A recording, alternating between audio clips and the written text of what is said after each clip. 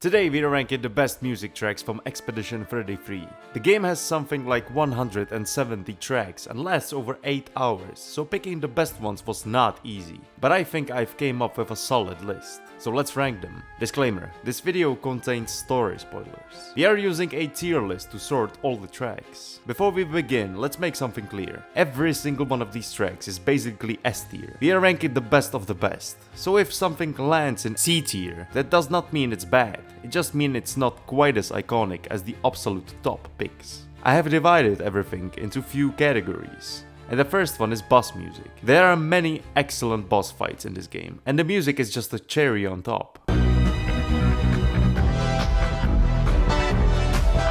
This track plays during the Gobloop boss fight at the end of the Flying Waters. It's one of the earlier bosses, when the game is still easing you into things. The fights are simple, they don't take themselves too seriously, and honestly neither does the music. Sure, it's got some epic elements, but it's mostly just a jam. Solid track, C tier. Now this is a banger. The Renoir fight inside the monolith.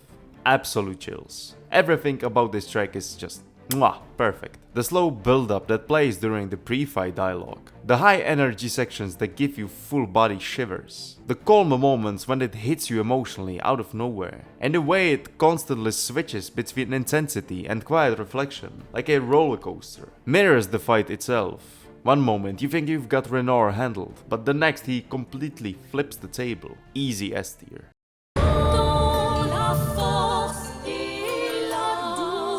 This is the Cyrene boss fight theme, and I love this whole section of the game. The destroyed arena, the design of the Nevrons, the atmosphere, and the music ties it all together beautifully. The track starts during the cutscene, where Cyrene shows everyone their desires.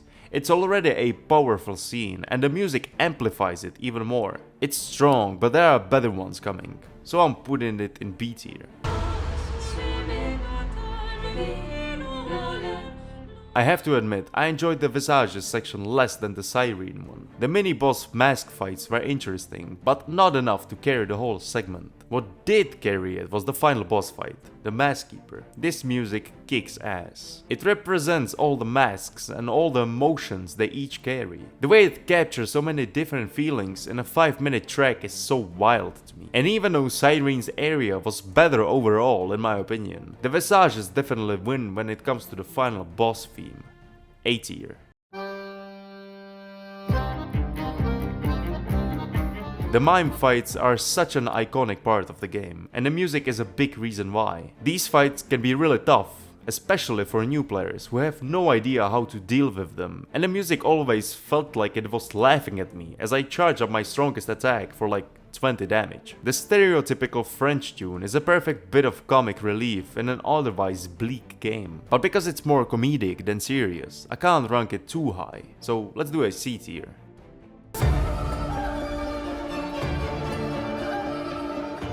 One of the most iconic bosses in the entire game. His design, the multiple arms, the sudden second phase that catches so many players off guard, including me. The build-up is fantastic as well, with the lamps turning on one by one as the ominous music plays. And of course, he's the final boss of Act 1, so he's tied to one of the game's biggest story moments. But let's not talk about that here. The tense choir, the strings, everything works together perfectly for such a major turning point.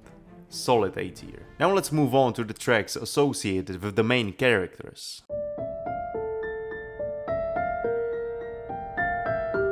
Painted Verso is arguably the most complex character in the game, and the music captures that sense of uncertainty. Every time he appears, you feel like something is off, like he's hiding something, and the theme reflects that perfectly. It gives you just enough, but keeps the full truth hidden. Mysterious is the one word I would use to describe both Verso and his music theme, and having it played on a solo piano is a nice touch, considering piano is Verso's passion. Beautiful track, but there are more memorable ones coming. A B tier. Oh, Gustav. This theme brings tears to my eyes every single time. It references the Lumiere motif in its harmony, instrumentation, and melodic ideas. It links him musically to the city, which makes a perfect sense. Everything he does for his people. He's our main POV in Act 1. It's easy for any player to fall in love with him. His charm, his charisma, but especially his selflessness. His care for Mael, for Sophie, for his sister, his apprentices, the expedition, the city, everyone. For those who come after. A beautifully written character with a beautifully written theme. S tier, easily. One of the central pieces of the entire game. She is our main character. The story begins because of her and it ends with her. The theme is hauntingly beautiful. The vocals, the harmony, the layering. It has so much depth, like the game's story. Each act adds a new layer, a new twist, a new revelation. And the music mirrors that perfectly. Absolutely S tier.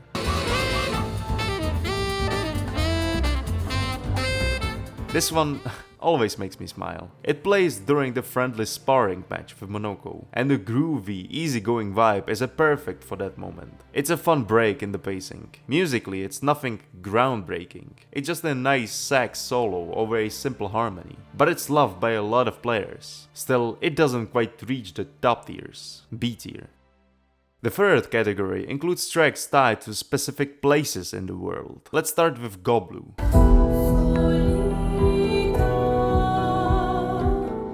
Aside from the Lumiere prologue, Flying Waters is the second major location, and you immediately get one of the most atmospheric tracks in the game. A clear vocal line over a muffled accompaniment, creating that underwater feel. The sonar beeps bouncing with the rhythm, the soft, filtered sound. This was the moment I realized the game was something special, placed exactly where it needs to be, an S tier.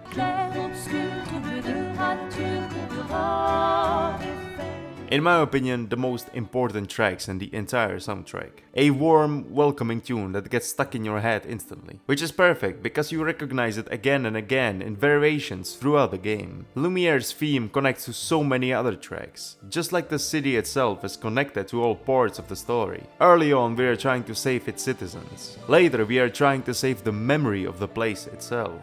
The soundtrack keeps reminding you of home. I even made a whole video analyzing this theme, so check it out if you want a deeper dive. But yeah, S tier, easy.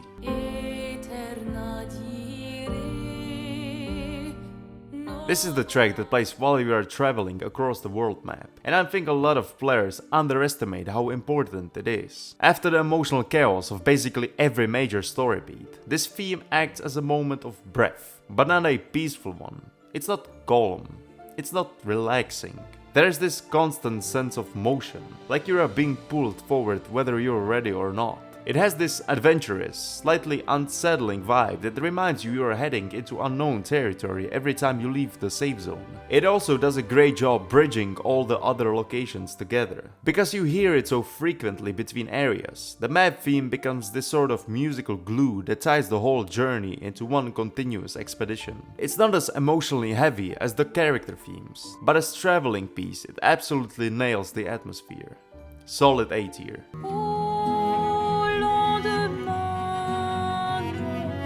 This piece plays during one of the most reflective parts of the game, and the title alone, To the Unwritten Tomorrows, already sets the tone. It's a track about hope, but a very fragile kind of hope. The kind that characters in this world can't quite hold on to, but still try to reach for anyway. The music feels like it's suspended in midair. It never fully resolves, it never fully collapses. Instead it just floats forward, gently but relentlessly, almost like time itself in Clarobscure, always sticking towards something uncertain. It's also one of the tracks that gains more meaning the further you are in the story. Early on it feels calm and contemplative, later it becomes bittersweet, and by the end of the game it hits completely differently, because you understand who those unwritten tomorrows are really meant for. It might not be the flashiest track, but it's one of the most emotionally resonant ones in the entire soundtrack. A tier.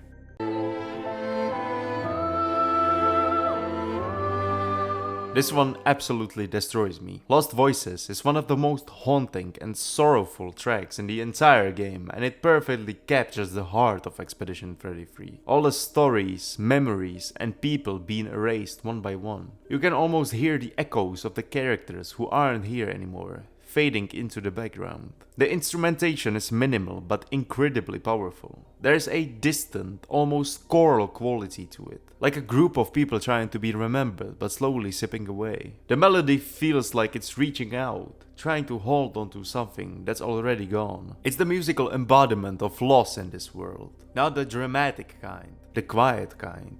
The kind that just lingers and refuses to leave your chest. And the way it appears at key narrative moments, yeah, it hits hard every single time. For emotional weight alone, this is an easy S tier. And that's the list. Every single piece feels like it was crafted with love and purpose. Let me know in the comments which tracks you would rank differently, or which ones hit you the hardest during your playthrough. I'm always curious to see how other players experienced the music. Thanks for watching, and I'll see you in the next one.